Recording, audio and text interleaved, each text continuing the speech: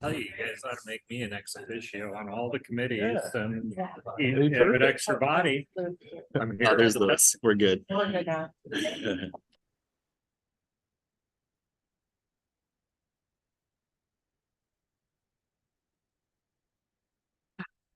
Ali brought community here. I'm dating.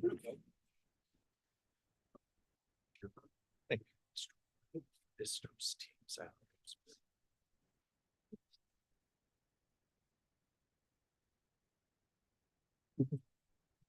All right, we've got a physical quorum, so that's good.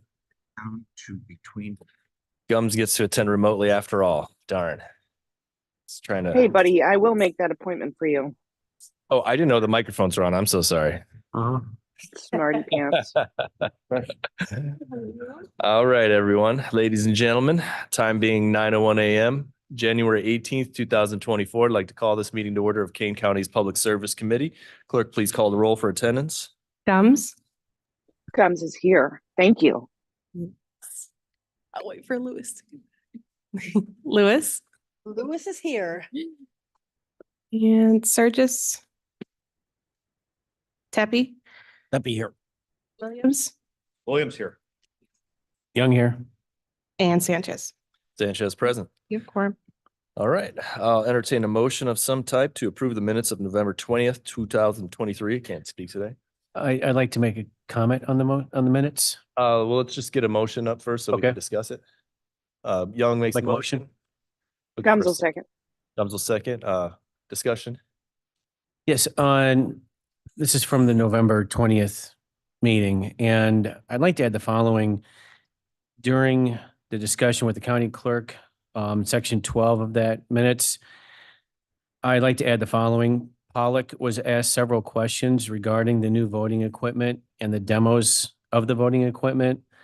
Pollock did not know the answers to those questions. Young responded that an email of those questions would be sent. Chairman Sanchez requested to be copied on the correspondence. Okay. Any objection to that addition to the minutes? Okay, clerk, please call the roll. Gums, Comes, yes. Lewis, Lewis, yes. Tepe, That'd be yes. Williams, Yes. Young, Yes. Sanchez. Sanchez, yes. Oh, and I apologize. We do have Gums remote and Surgis remote, and I forgot, is there any objection to allowing them to attend this meeting as a voting member? Hearing no objection, you both are part of the meeting. Thank Not you, just Mr. Chair. spectators. Okay, public comment on agenda items. I don't believe we have any. Finance report, if you have any questions on that, you can always reach out to the finance department or the related department or office in which you have a question for. Recorder's report is on file, and we will go to the treasurer collector, Mr. Lawson. Okay, thank you very much, Mr. Chairman, members of the committee. We submitted our report back on the 12th. Things going smoothly enough.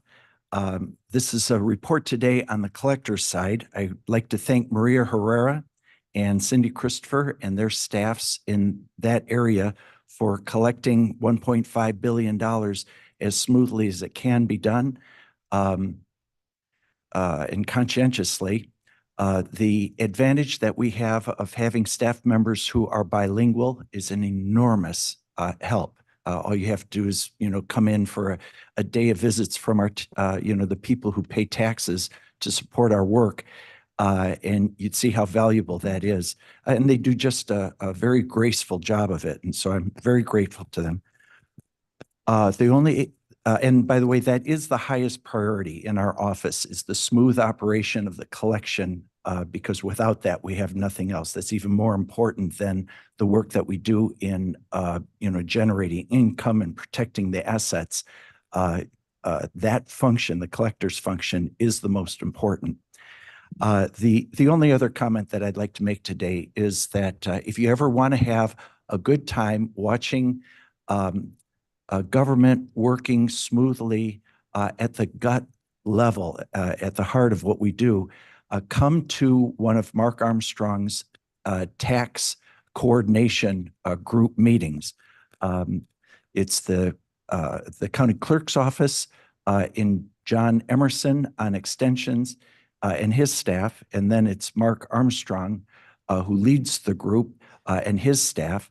And then our members, Maria and Cindy, from the treasurers. So to watch Mark, the confidence that it would instill that it's fairly done and it's thoroughly done. There's not like a question that can be asked that you won't get a thorough answer on. So I'd just like to thank Mark and this committee for its support of Mark's work, all of our work, for that good work. That's all I've got.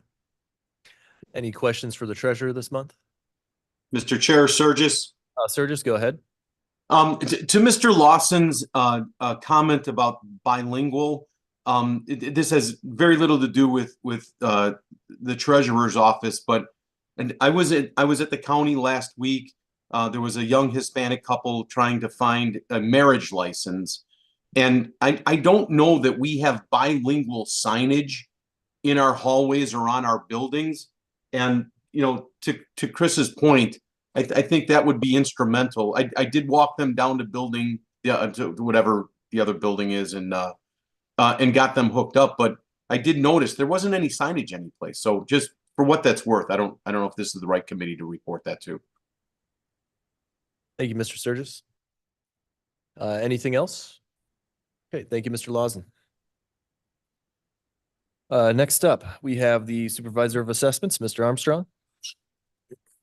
Good morning, committee members. My report begins on page 42 of your packet.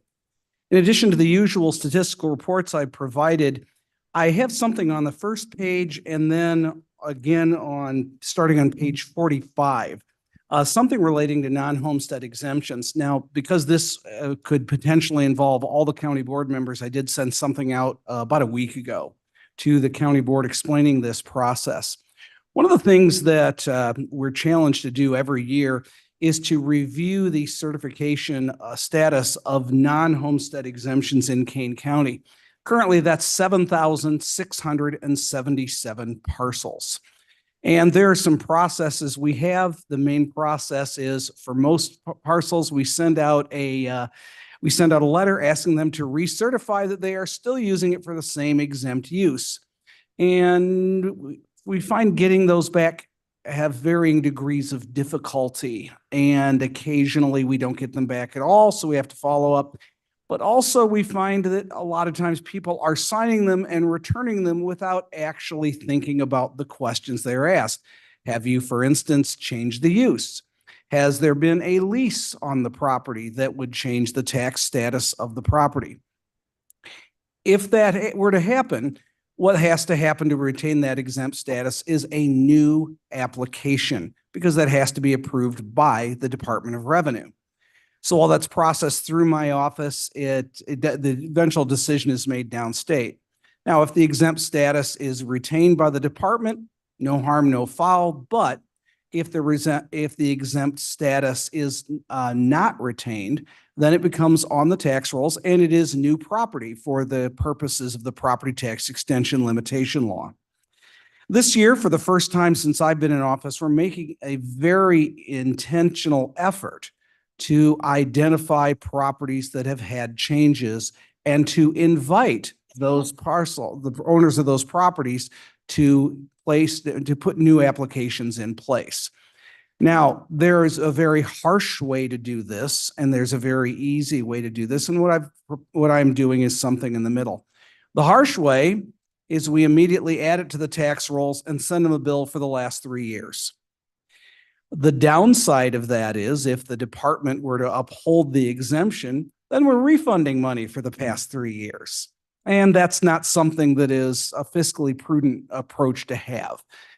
The very easy way would be to just do nothing and say that's not our problem. But the more properties that are exempt that shouldn't be, that doesn't mean the governments get less money. It means everyone else pays more. So whenever I talk about this, I invite people in the room to show of hands. So county board members who are present in the room, just show of hands. Would anyone like to volunteer their taxpayers in their jurisdictions to pay more so people can pay less and get exemptions to which they're not entitled. There's, no one has, okay. The record reflects Mr. Williams is conflicted on that question. He's just fanning out, I think. Reflect that. Objection, Your Honor. So that's always the issue. We certainly want everyone who is entitled to an exemption to receive that exemption. But we also believe those who are not entitled to should not receive it. Now, when there's a sale, that usually happens automatically. A great example would be if a church sells its church building to another church. We invite the new church to apply. They do, they put it on. To the outside, it looks seamless, but on the inside, it actually has a process that works well and maintains that exemption. The problem that we have is when other uses take place that are we're not notified. Now, if you notice in the letter, which is on page 45, I actually do cite the Illinois compiled statutes, the property tax code, which requires that notification be made. And it almost never is. So for example, let's say you have a church that gets a new pastor. The pastor decides, this parsonage is probably not the best thing. I'd rather have a housing allowance. So instead, they now rent the parsonage out to somebody. That's all well and good. There's nothing inherently wrong with that. But it does mean that parsonage now goes back on the tax rolls. It's no longer exempt. And we're probably not getting notified on a lot of these. And I don't think anybody's trying to willfully evade taxes. I'm just going to go out on a limb here and say that most church boards probably have slightly less knowledge of the inner workings of the Illinois property tax code than I do. They don't do it intentionally. It's by accident. The same thing happens with local governments. So a local government may have a surplus property and decide to rent it out. And that would, depending on which type of local government, a couple of different things could happen, but it does return it to the tax rolls. If they don't notify my office, we have no way of finding that out. So we're going out and we're taking a more detailed look, but we're not going to be throwing things immediately onto the tax rolls and sending them an invoice. What we're going to do is invite them to file a new application for that property. If they do, we let the Department of Revenue make the final decision and we act accordingly. If not, then the property is going to be returned to the tax rolls in whatever manner is the most appropriate depending on the various situations. And if you really are interested in the inner details of that, come see me if you've got a half hour to spare, or maybe call me at night if you can't sleep. I'll be happy to go over it with you. So that's the process. When this happens in your district, one of these letters go out, you're going to get a copy of it. Not because I'm trying to seek any support, but because I'm trying to do this as openly and transparently as possible. I don't want you to ever be surprised by something I did in your district that involves one of your constituents. That's why for those of you who already have seen these, when I send a letter to one of your constituents, I always send a copy to you so you can be fully informed on what's going on. I'd be happy to answer any questions about this process or anything else in the report.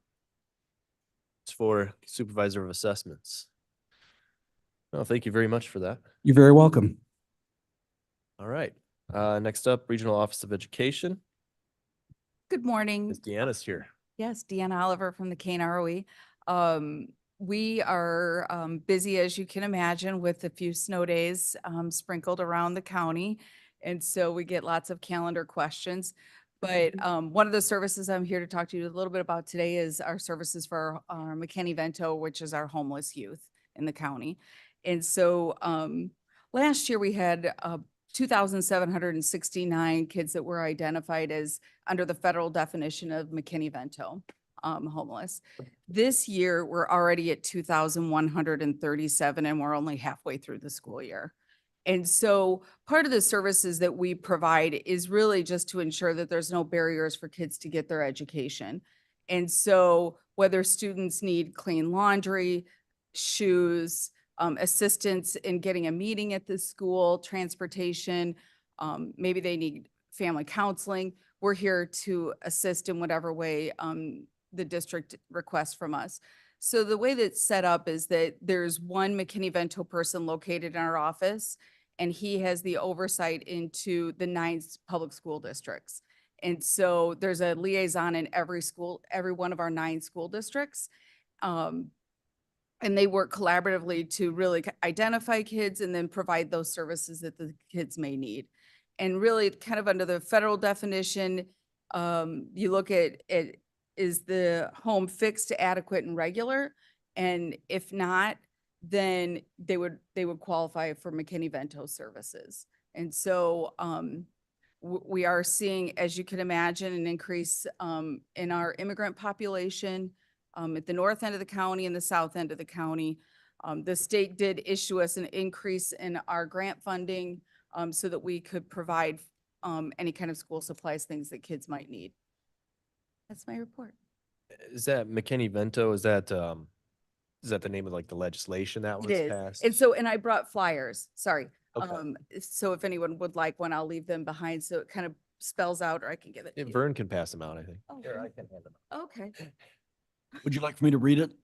It is the federal definition. It is the federal title of the grant is McKinney-Vento.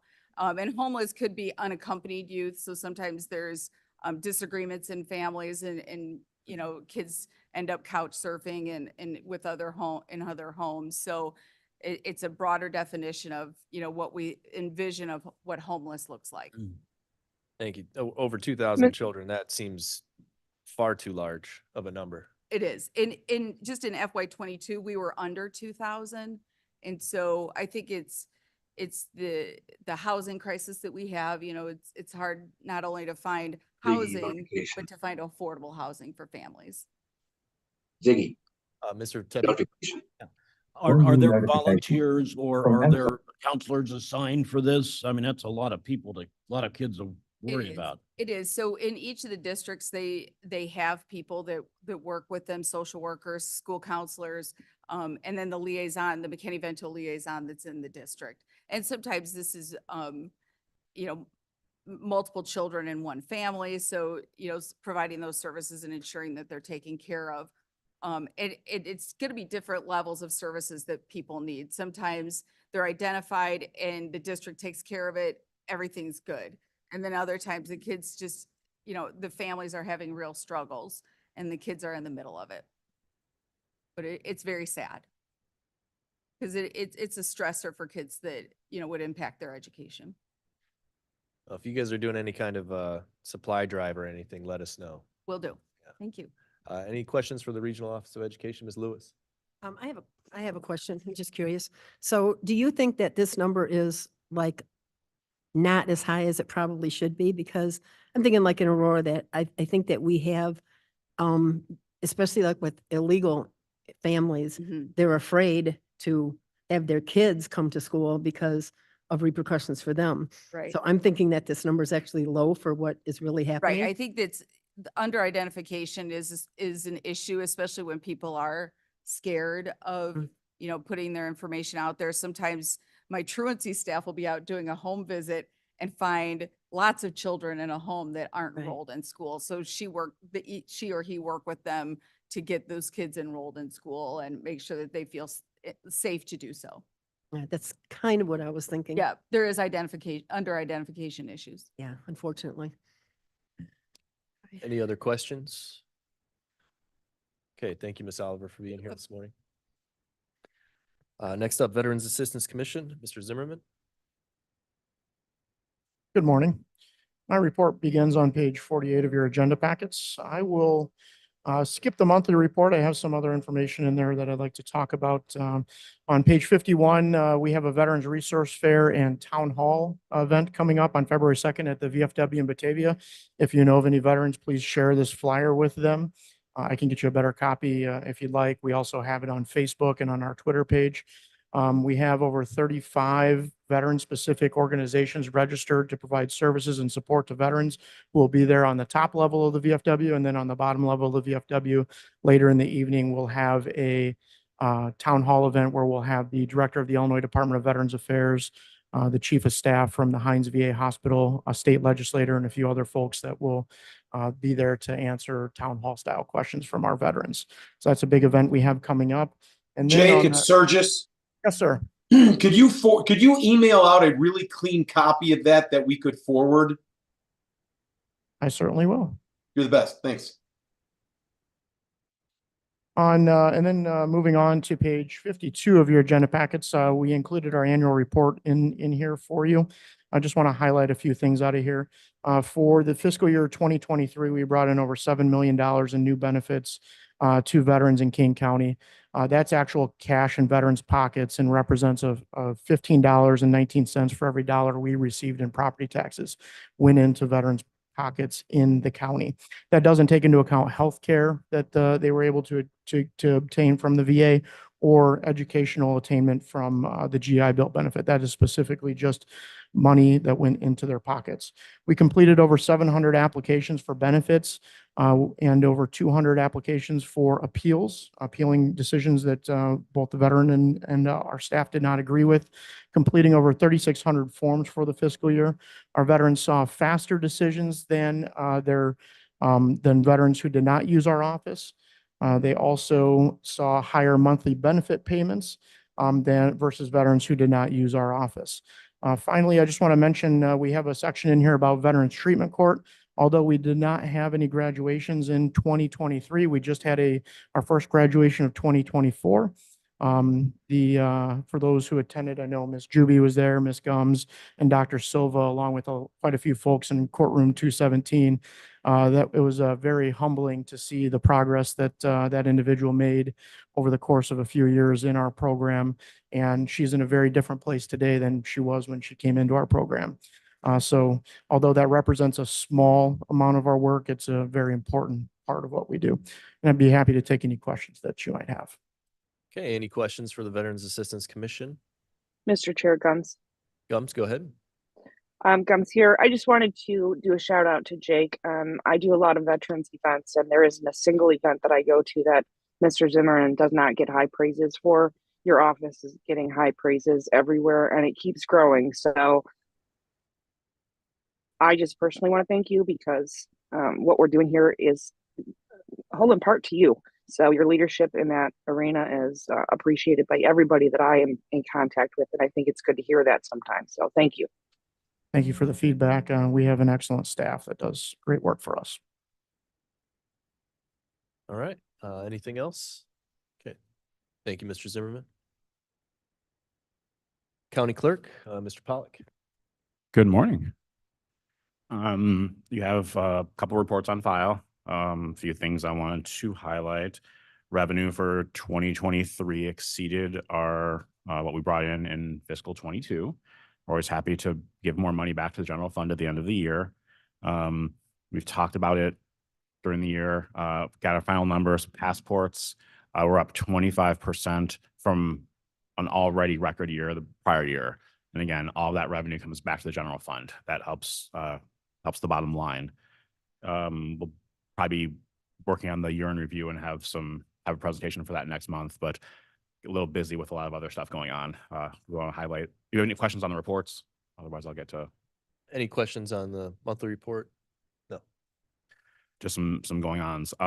In terms of tax extension, busy time of year for redemptions. We had a lot of redemptions coming in after the tax sale, and then we accept the tax levies from all the agencies. Mr. Armstrong will be busy with board review things, and then we'll get on to extending the levies, and then it'll be time for tax bills again. So it's a fun cycle. In terms of vitals, this is a busy time of year. Make sure your constituents know that if they're planning to get married in Kane County, have any kind of ceremony, you need to apply for a marriage license. Those marriage licenses are valid for 60 days. So if people are planning a Valentine's Day wedding, or this year, because it's 24/24 is a popular day for people to get married, so you can actually remember your anniversary. So if people are gonna get married on February 4th or on Valentine's Day, apply now. You can begin your application online, and then you still have to come in and sign and pay the fee. But we have an online portal to have people start their application process. So if you're planning a wedding ceremony or civil union in month of February, now's a good time to come and do it. passports, the time to receive the turnaround time on passports has actually gone down a lot. So if you're looking to travel this spring internationally, good time to do it is now. Get those passports done. It's only somewhere between 5 to 7 weeks. And then the expedited ones are coming back in less than 3 weeks. So if you're looking to do it, now's the time to travel. Elections, I got some handouts for you. We're in the middle of getting everything ready. We got the equipment in, tested, opened up, run through, carts ready, putting everything on there, going through the process. We're waiting on some objections, not here, but for some other races to get the ballot finalized from the State Board of Elections. Then we create the ballot. We've been working on the election judge manual. I have some copies here if people want to review them, some draft copies. Thank you. Okay. This is obviously still a work in progress, and it's been taking a lot of time. There's obviously all of the new equipment and training. We've trained our trainers, and now we're training the judges on how to use the equipment. There are lots of pictures. Hopefully those will be helpful for the first time that the judges are using the equipment. The first section is a lot of the pictures of the new equipment, and then the usual things that judges need to know about what happens on election day. We've taken a lot of the comments that have been made from the public, from our election judges, working with the state's attorney's office to make sure that we have, the best materials we have for our judges. Obviously, there are always things that come up that we can't predict, but we want to try to have answers for everything we can predict will happen. And so, this is our paper version. The training modules are going to be done electronically online. The judges will do that, and then they'll be coming in for the hands-on portion as well. So we'll be getting those training classes shortly. Let's see what else. Okay. Email went out this morning. I'm not an election judge, but good to hear. And then in terms of the voting process, early voting begins February 8th. So that will be shortly. Sorry. Hey. Give you a stipend. Great job. Both ways. Don't bet on the Cubs. Don't trip. So early voting begins February 8th at the clerk's office locations in Aurora and Geneva. And then we'll have the expanded early voting beginning on March 4th, I believe, where the Votemobile and all the other sites. Also on February 8th is the first day that vote by mail ballots will be mailed out. If anyone wants to request those vote by mail ballots, they can be doing that now. You can request the ballot online if you want one election. If you're going to request the permanent vote by mail, we do ask you to send in a signed copy so we have a wet signature for the record there. There's probably a lot more going on, but anyone has any issues, any questions? Any questions for the clerk's office? Mr. Roth? Has there been any issues that have been major? I mean, there's lots of rumors going around. And Oh, those so are great. I know. Well, but we need to have the truth and talk about it here. Has there been any major issues or just minor and we're on track to be? We're on track to be ready. I mean, Okay. we're set. Obviously there'll always be issues, but Okay. hopefully less issues than we had before with old equipment.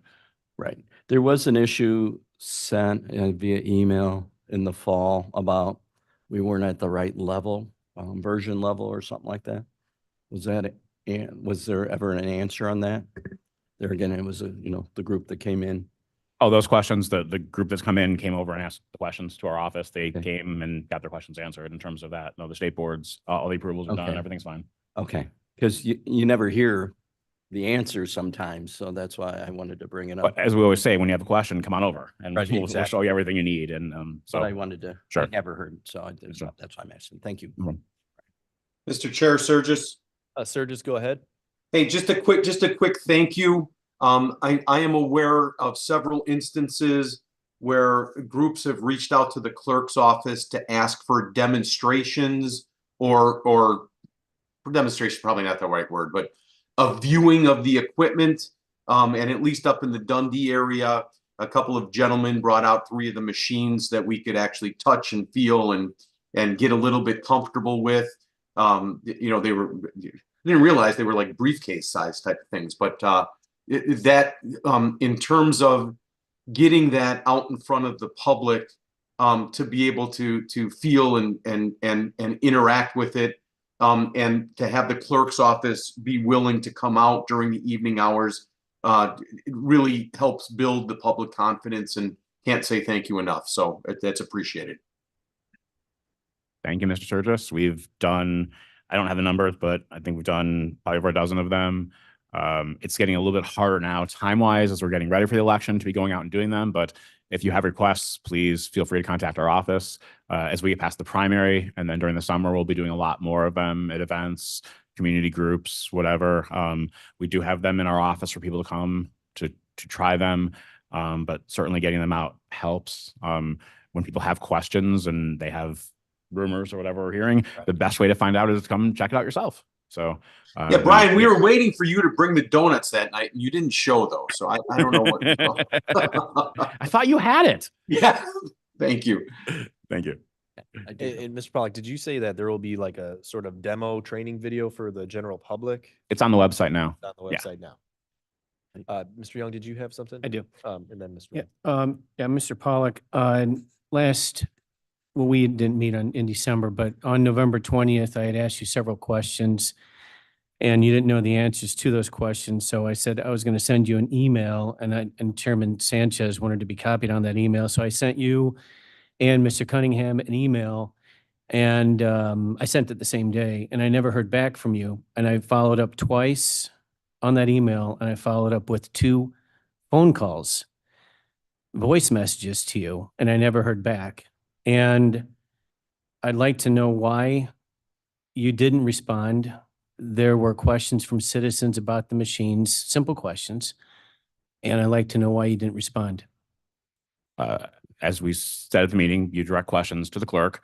And I brought the questions up to you. And correct questions are directed to the clerk, not to staff. Right. You said you would come to the office, and I did not say I was going to come to the office. I said I was going to send you an email because you didn't know the answers to the questions. Finish. I want to hear his whole. Okay, let's hear it. You can review the audio or the video. You said you'd come to the office. We've invited you many times. You've still not come to the office.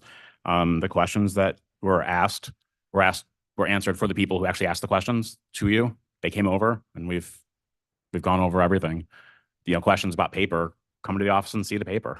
I mean, these are really simple things that you can see just if you come to the office. You're more than welcome to come. I mean, most other committee members have come, so we'll welcome you anytime, and we'd love to show you and answer any questions that you have. Chairman, unfortunately, I don't have that luxury. I don't have that luxury of time. So I was hoping that I was going to get a response from the email, plus my 2 follow-ups, plus my 2 voice messages that I left you. They were simple questions. If you want to respond to that email, please respond to it, because there are still questions that I don't know the answers to. Feel free to come to the office or ask the clerk. Glad to. I am asking. I'm asking. I ask via an email. Answer the email. Thank you. Why can't you answer the email? Mr. Roth. Brian, Roth here. Regarding the sample ballots, what's the date that we think those will be published? Let me check and see if they're in. I had heard February 7th or 8th. Well, February 8th is when the They're being voting mailed out. starts. You're Yeah. right. So you're talking about samples. Let me check the website and see where we're at. The issues we're waiting on are the certifications from the state board. Right, I understand that. And It's out of your control at this there are point. pending objections, and there are always legal issues that come afterwards. Of course. Let me see if we have sample on the website.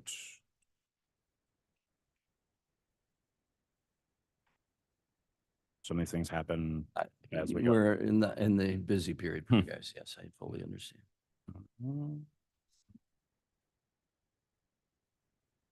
But in terms of that, I can find out when we expect that certification and let you know. And then the only way to know if they're there is go on the website, or could we get an email? Well, usually we'll do a press release um, when the samples are out. Just like we had a press release, announcing when we go out in the public. Thank you. Yeah, I'm not seeing it yet. All right. I don't need an answer right now. I'm getting lots of requests on that, so. Give me 1 second, check the calendar to see when the state's certifying.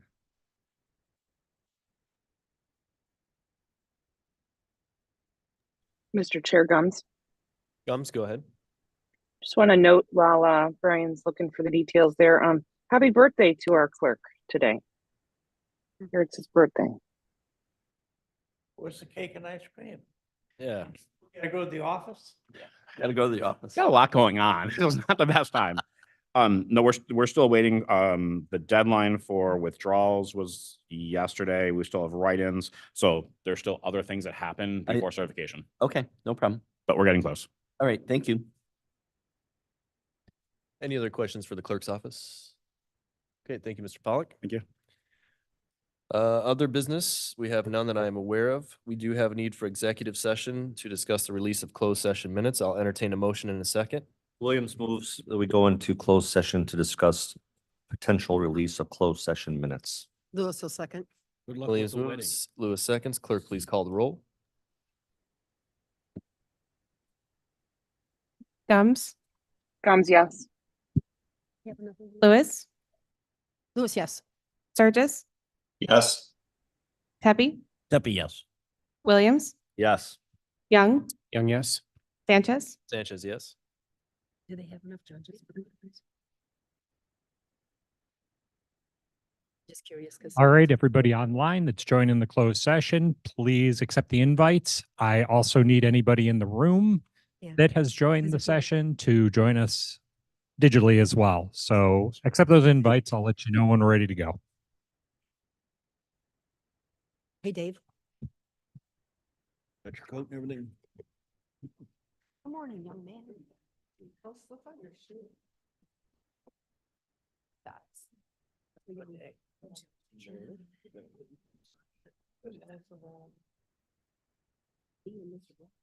Bill, Deanna. you have more of these? I'm missing one individual in the room has not accepted his invite. I'm just auditing. Just auditing. Mr. Roth? Sorry, David. Mr. Tepe, please accept your invite. All right, all right. Got other important stuff going on. How you doing? Is he gonna be there today? I'll bring him over.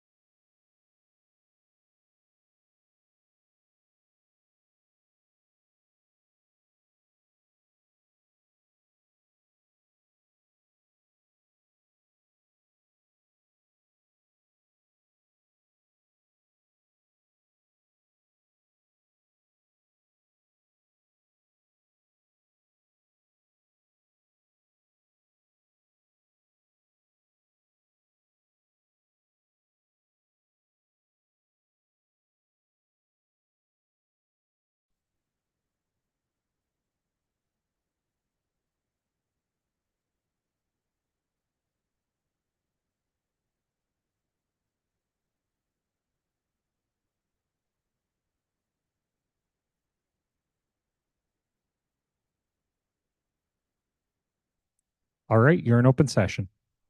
All right.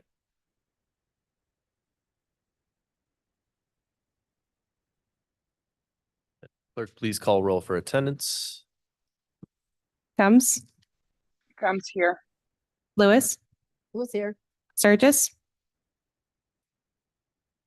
Present, present, present. Sorry. Tepe, Here. Williams, Yeah, here. Young, Here. Sanchez. Sanchez present. Okay, I need a motion to approve the release of the closed session minutes as presented in Exhibit A. Comes will make that motion. Gums Lewis will moves, Lewis seconds. Clerk, please call the roll. Combs, Comes, yes. Lewis, Who's yes? Sturgis, Surges, yes. Pepe, Pepe, yes. Williams, Yes. Young, Yes. Sanchez. Sanchez, yes. I need a motion to place the reports on file. Would Who's motion? Lewis Second. motions, Young seconds.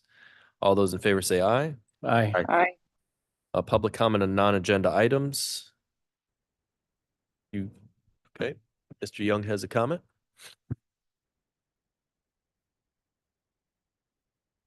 Citizen Young, not board member Young. Right. I don't have any badges on.